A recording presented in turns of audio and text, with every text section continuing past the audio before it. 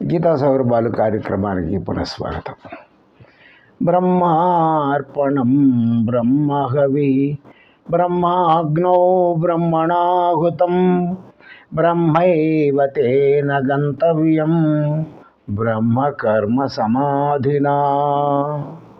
హోమకార్యములందు ఉపయుక్తమయ్యేటువంటి సాధనములన్నీ కూడా బ్రహ్మమే.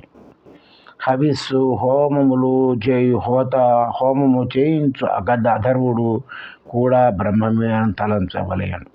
ఇట్టి యజ్ఞక్రియ ద్వారా ఏకాగ్రతను పొంది బ్రాహ్మీభావమును పొందినవాడు పొందు ఫలము కూడా బ్రహ్మమే అని చెప్పి, ఎవరికైతే మనుషులకి ఇది ఎవరో చేస్తారు, ఎవరో ఉంటారు, ఎవరో జరుగుతుంది అంటే అదంతా కాదు, అంతా కూడా నేనే, యజ్ఞం చేసేవాడిని నేనే, యజ్ఞ ద్రవ్యాలు నేనే, యజ్ఞాన్ని అనుసరించినటువంటి వాడిని నేనే, తర్వాత యజ్ఞక్రియ ద్వారా ఏకాగ్రతను పొంది బ్రహ్మభావాలు పొందినటువంటి వాడు పొందు ఫలం కూడా బ్రహ్మమే అని చెప్పి, ఆ విధంగా మహానుభావుడు గీతలో ఉండేటువంటి మహత్తర రహస్యాన్ని గీతాచార్యుడు వెల్లడించాడు.